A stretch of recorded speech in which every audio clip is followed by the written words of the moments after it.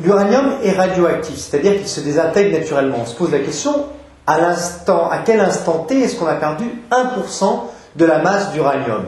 Eh bien, la masse à l'instant T vaut donc plus que 99% fois la masse initiale M0, où M de T égale 0,99 M0. La période de demi-vie est de 700 millions d'années. La loi de décroissance radioactive est écrite ici. N de T égale nombre de noyaux radioactifs à l'instant T égale nombre de noyaux initiaux fois la puissance moins T sur taux, taux étant la constante de temps radioactive, ou en remplaçant la constante de temps radioactif par la période de demi-vie, N de T égale N0 fois la puissance moins T fois Ln de 2 sur T de 1,5. Eh bien, pour relier ça à la masse à l'instant T est égale au nombre de moles d'uranium radioactif fois la masse molaire de l'uranium, c'est-à-dire le nombre de particules d'uranium, nombre de noyaux radioactifs à l'instant T, divisé par le nombre d'Avogadro fois la masse molaire.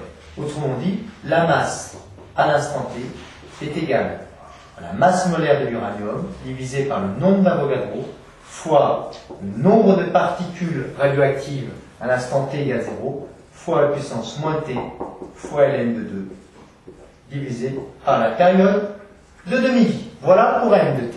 Donc M de T, c'est tout simplement égal à quoi?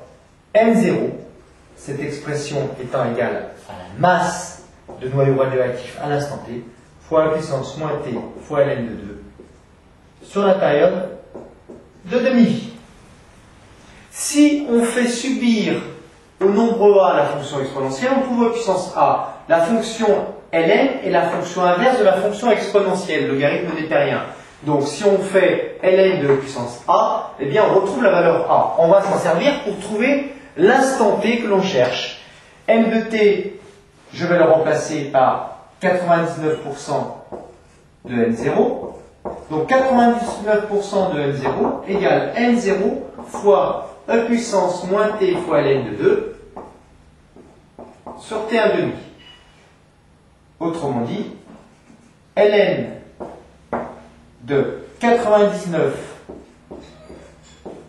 0,99, égale Ln de E puissance moins T fois Ln de 2 sur T1,5.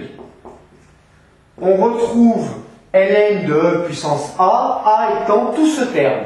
Donc Ln de E puissance A, c'est égal à A. Autrement dit, égal à moins T fois Ln de 2 divisé par T de 1,5. Donc, le temps T est par conséquent, donc, moins T de 1,5 fois Ln de 99 sur 100 divisé par Ln de 2, ce qui nous fait 1,01 fois 10 puissance 7 ans. Autrement dit, 10 millions d'années. Donc, au bout de 10 millions d'années, on ne perd que 1% de la masse d'uranium embarquée.